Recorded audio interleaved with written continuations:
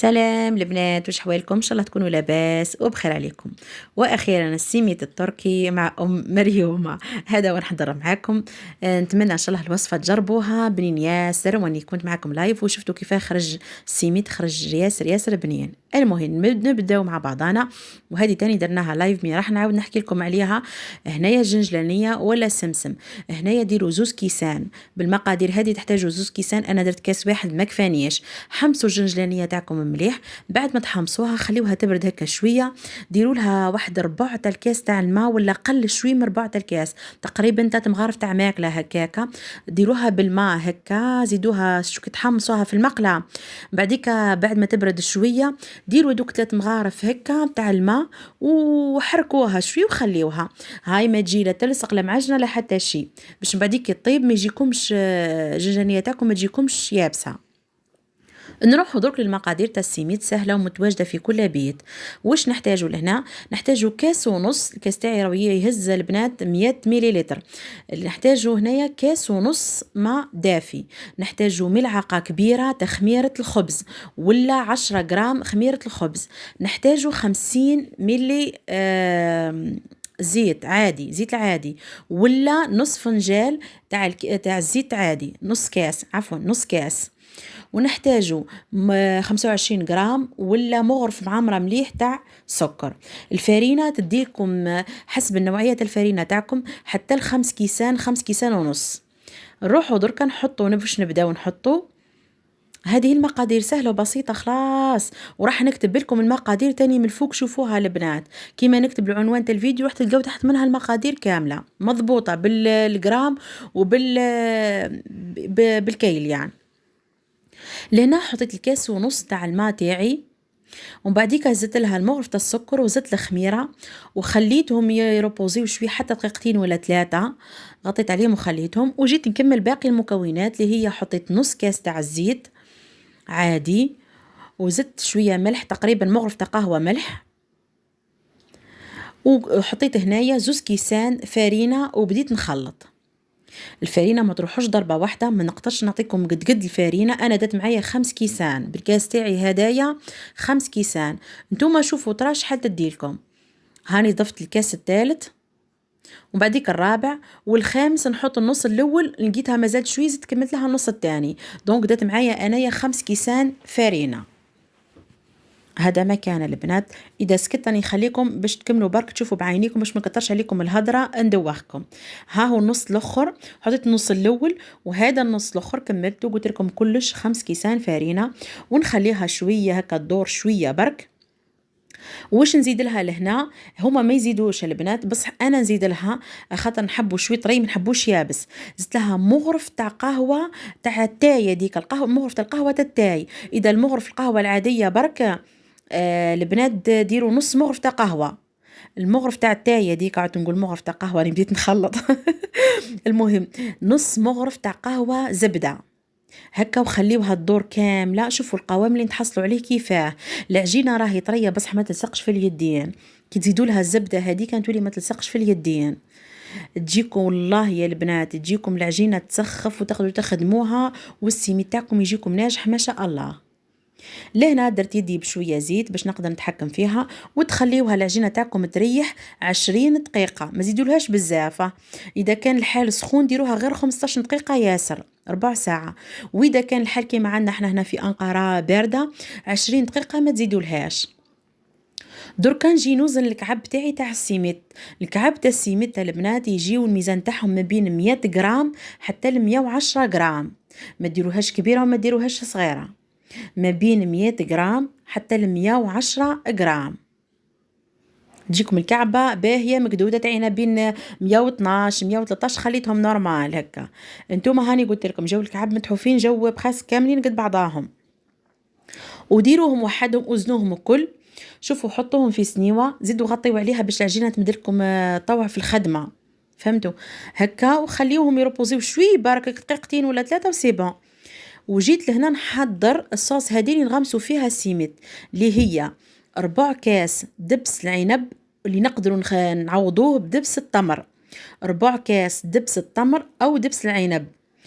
ومن بعد واش تزيدوا له؟ زيدوا له كاس ماء ربع كاس بكاس ماء يكفيكم ويفضل، كي يفضل ما ترميوهش، خليوه زيد تخدموا به مرة جاية. من بعديكا واش ديروا، خليوها على جهة. حنا كي نبداو نخدموا في السيميت تاعنا، انا دوك نخدم كامل حبات باش نروح نسخنوه. شوفوا لهنا الطريقة كيف راني نخدم فيها. لهنا الكعبة تاعي هذيك اللي درتها، الكويرة اللي درتها قبيلاتك، كاين زوج طريقتين البنات. هذه الطريقة الأولى نعتها لكم، هاني نعت لكم فيها، وهذه هي نحبها أنا ونستعملها.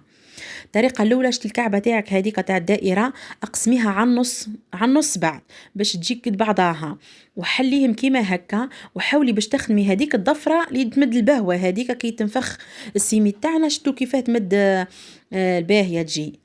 والطريقة هذه بيدي بعد البنات ديروها، يعني واش ديروا، تحكموا الأولى والثانية وتزيدوا تمشيهم هك بشوي بيديكم باش تلصق العجينة ما تتحللكمش من بعد في الكوشة. ها هي زدت عاودتها، شوف ها هي، يعني سهلة خلا. ديروا ادهنوا الطابلة تاعكم بشوية زيت، شوية زيت باش تمشي لكم العجينة، ما تكتروش زيوتات، شوية برك هيك باش تمشي لكم العجينة تاعكم. هاني قلتها لكم شوية زيت واخدموا نورمال. انا وراح لي المقطع اللي تلمو ما عنديش، ولا بورطابل قاعده طيح لا شارج، جاني نشارجي شويه ونزيد نعاود نصور. شوفوا الضفره كيفاه نخدموها، ومن بعديك دوروا زيد دوروا هكا مليح، حطوا في اليد هك في الكفه تاع اليد، ها هي لصقوا وهكا ديروها شويه برك، ما تقولوش هم صغيرين. اي من بعد ديك الكعبه البنات كي تغمسوها في النص هذاك الدبس هذاك، زيد تخليوها تروبوزي شويه وتوليو تحلوها. دوك تشوفوا الطريقه كيفاه. هذه الطريقه الثانيه اللي يحب ما يقسمش على زوز. شوفوا حلوا في النص، خليوا الحاشيه تجي هكا منفوخه على روحها، حلوا في النص مليح لدرجه انكم وها هي ميلوها شوي، ومن بعد احكموا الوسط كيف كيف، واخدموا هذيك الضفره كيما هك. ها شوفوا هاني ندور، ومن بعديك نفس الطريقه كيف كيف. هذا مكان تصفي تحطيها في كفة يدك وتبرميها هكا شوية برك حتى تكملوا الحبات تاعكم وكل. انا كل حطيتهم درتهم وكل البنات، هذه هي الطريقة اللي نفضلها انا، تجيني سهلة وتجيني تجيني الضفرة تاعها مليحة خير من الاخرى.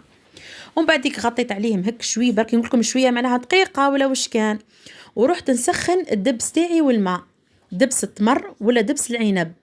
هنا اللي يقول لي ما عنديش في زوز يقدر يدير شويه سكر كيما الكراميل هذيك البنات يذوب وخلاه، ومن بعديك يزيد له كيما نقول احنا نص كاس سكر، يزيد له كاس ماء، وبيه هو اللي يخدمه. هذا اللي يعود ما عندوش دبس تمر ودبس الرمان، يقدر يدير الطريقه دي. لهنايا حابه نهضر معاكم هنا، سمعوني مليح. لهنا البنات وهو سخون، هزي الكعبه تاعك هنايا راح تتعبي شوي، ميديري هذه اللقطه هذه اللي درتها هكا، هزي بها. راني قاعده نصور البنات ما قدرتش، كي تشوفيها هكا العجينه تاعك صافي كي تقيس حاجه سخونه يا اخي تبدا تطيحك، عندك تخافي منها. ما تخافيش منها، حاولي بركي فيها تهزيها وحطيها في بلاطو باش تزيد تحكم روحها وتشيح. حطيها كامله باش من بعد كي تكملي الحبات تاعك الكل ارجعي لهم، وبداي حطي في السمسم تاعك ولا في الجنجلانيه تاعك، حطي ودوري بيدك بشويه بشويه، والعجينه حتى كي تطيح باش تكبر لك الدائره تاع السيميت تاعك.